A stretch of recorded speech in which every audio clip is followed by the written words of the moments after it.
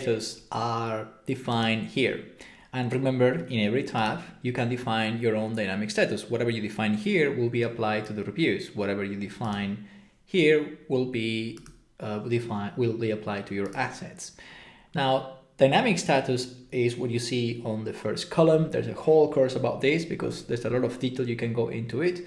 And some of these statuses come with the system, the very basic ones, but you can define your own dynamic status. And as you can see on this demo environment, I have some created already, and those are the ones that I will be using now as a demonstration. When you create dynamic statuses, and this again applies to any module in eramba, I'm now going to the risk module, and as you can see, I have some created in here. In this setup, someone created a custom field. So you see, if I create a risk, someone created a custom field, a custom tab, and in that tab they created a custom field, but they seem to be using it for tracking down the status of the risk and the risk type apparently. And that has all done with the customization feature. And now what you see here is that someone created a dynamic status. It says this risk has been discarded and no longer applicable. And the reason why this is here is because the status for this risk, I'm going to edit this, is likely to be, discarded, you see? So someone created a label that applies when that field is discarded. Now you can see how that is done because you go here, user define, risk discarded, and we're going to edit that. So you put a title, a description, a color, whether you want that to be visible or not. And then on the conditions, you see you have many conditions on how you create these things. Someone said, well, if the risk status field is actually a custom field, includes discarded, then trigger that one. So this is a very clear example on how you can combine your custom fields with your dynamic statuses. The same status that you have in here, you can create under your reviews. So for example, you could create a dynamic status. Let's create one. So for example, if a review has been completed, like this one, and the review has no comments and attachments, well, that could mean that someone created a review, but there was no discussion or approvals in that process. So let's go and create a dynamic status for that. I'm going to come here. I'm going to call it missing evidence. The review is completed, but there are no comments on it. Yeah, indicating an approval. Right, so we have this thing here done. Now I'm gonna make a condition. So the first condition is that the review must be completed. There's a field for that in the review, so must match yes, but that's one clear. And then for the comments and attachments,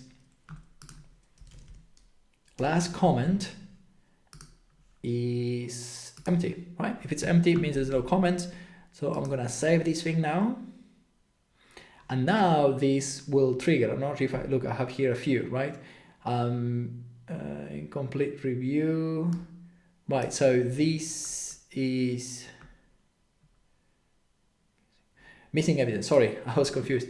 Missing evidence, this is the one that we just created. So you see in this case, the review has been completed. So completed equals yes. And if I go here, there shouldn't be any comment or attachment. There it goes.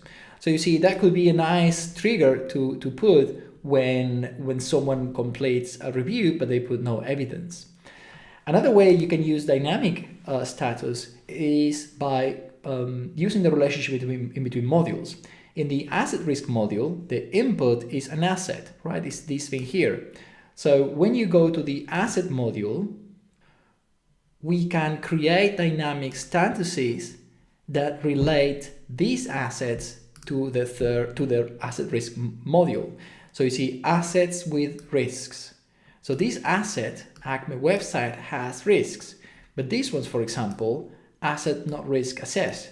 So the way eramba knows that is because eramba will check through dynamic status whether the asset has risks or not. You see here the column, there's like a filter already created here that says, well, there's 0 risks in here, there's 1 risk in here.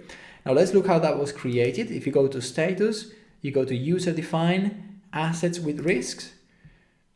The conditions for these are basically that the related asset risk count, so the count of risks related to an asset, is above 0. Makes sense?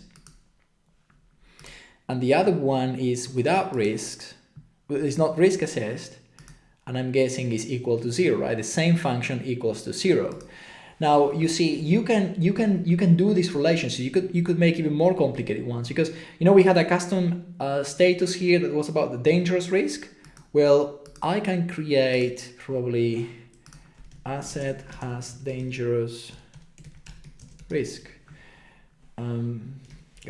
Not wait too much time with that. And now I could pull. Pretty sure this should work. Yeah, you see, related asset risk percentile status dangerous risk. So this will say, well, if this will count from the total number of risks that this asset has linked, what percentage of that has the status dangerous risk.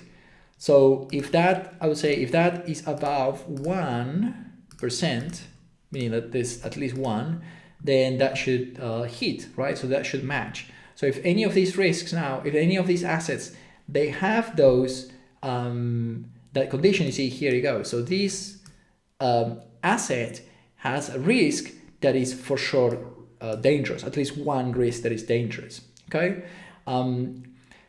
As dynamic statuses are also linked with notification. So I could now create a warning notification that will trigger when, I would say, dynamic status change. So asset has dangerous risk, and dynamic status, I will say, well, when this dynamic status switches on, I want to send an email to the asset owner to let them know, right? So your asset has dangerous risks, right? So you see, we are creating dynamic statuses on the asset module based on the dynamic statuses on the risk module.